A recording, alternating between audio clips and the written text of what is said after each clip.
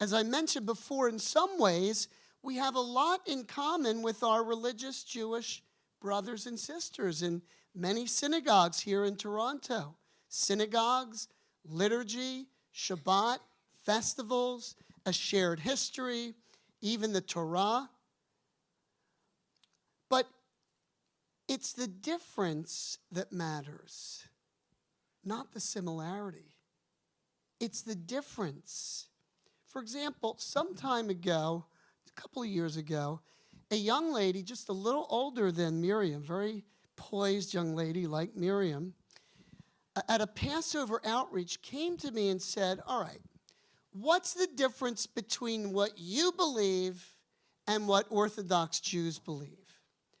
And you would think, and I've said this before, you would think I would say, well, we believe that Yeshua is the Messiah, and they don't.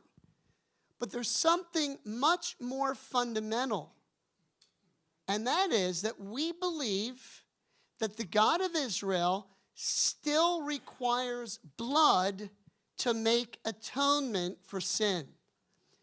And if God no longer requires blood, then we don't need a Messiah who dies. But if God does require blood to make atonement for sin, then we must have a Messiah who came before the temple and died to bring atonement for Israel and the world.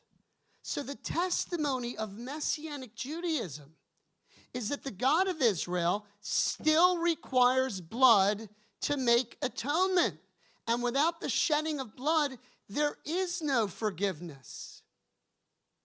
And that Yeshua is the innocent Passover lamb. Part of Miriam's portion was the shedding of the blood and the putting of that blood upon the doors in Egypt, so that God said, when I see the blood, I will pass over you.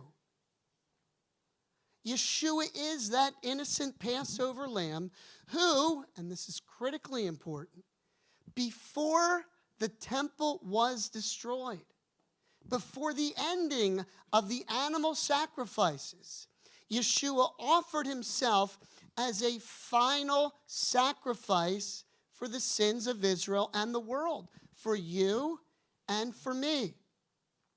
We have blood atonement in Yeshua, the Messiah. Amen?